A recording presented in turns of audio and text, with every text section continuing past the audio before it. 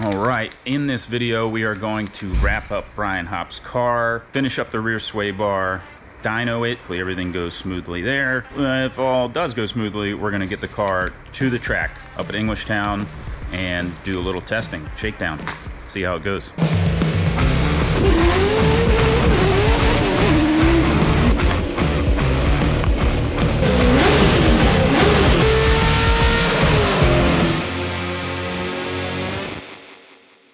All right, here I'm building out the sway bar, the rear sway bar for Brian Hopp's car now.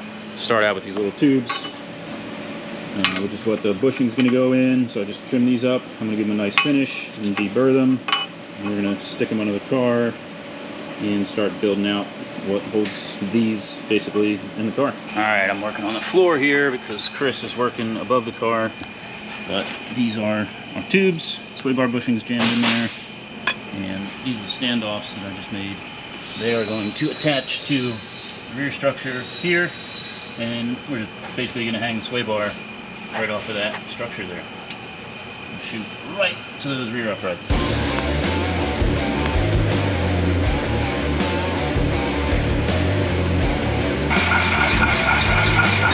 we got our sway bar tube welded in here, and I took one of these arms and mitered it so that we get a little bend in it. And that's basically just to give us clearance everywhere so it doesn't hit the car here. And my plan is to pick up off the shock body. I'm gonna make a clamp that clamps around there and has like a welded boss that we can connect a rod end, and then we'll link from here to there. And that'll be our sway bar pickup. So waiting on some stuff from McMaster Car for that, and then we'll get back to that on Monday.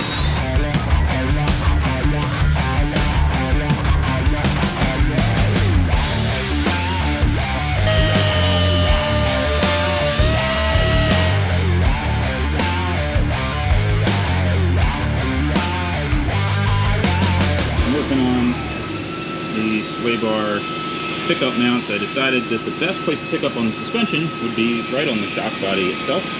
So I got these clamp collars from McMaster Car, and they weren't the exact correct ID to match the OD of the shock body. So I bolted them together, chucked them up in the lathe, used a boring bar, bore them out a little bit. And now they fit nice and snug, and they'll get real tight on there. And the plan is to weld a threaded boss onto this, which my rod end will connect to, and that will be my sway bar pickup. So we did get the sway bar completely finished on the car now. Located the bar itself on the rear structure, then we cut welded the lower arms, or the arms, and then made some end links. Little brackets that then attach the end links to the suspension. In this case, we used the shock itself as the suspension pickup point to connect the sway bar to the chassis.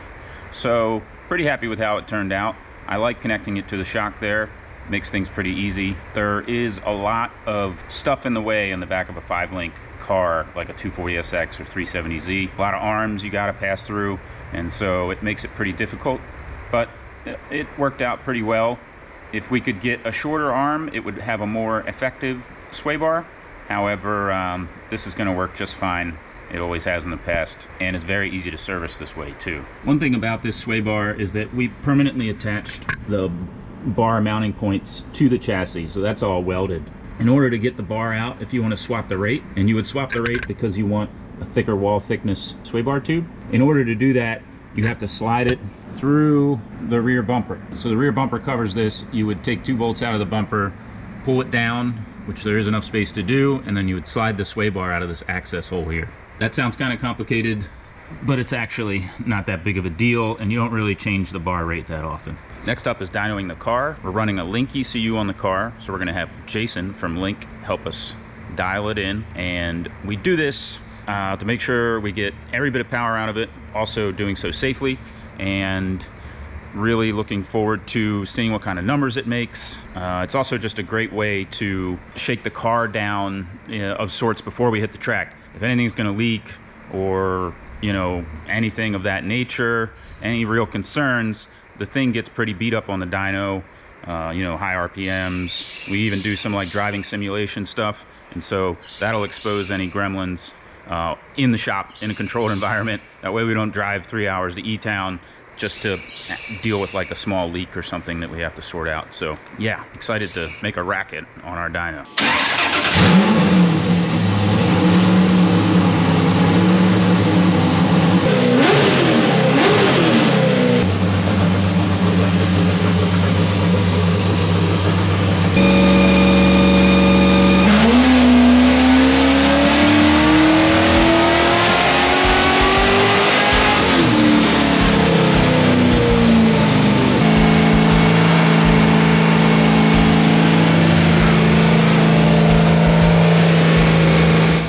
We had a little mishap with our original plug wires. I had to rig this on there, but enough to make this last full on the dyno.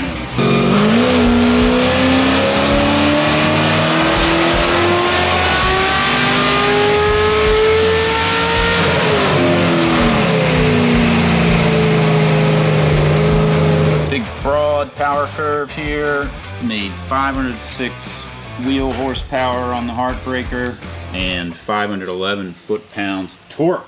Wow. So now that the car is off the dyno, we are ready to hit the track. We're gonna go to E-Town, hang out with Chris from East Coast Drift School, and shake this thing down. This part's very exciting. I'm pretty confident in the car. Everybody here did a killer job assembling it. Let's go.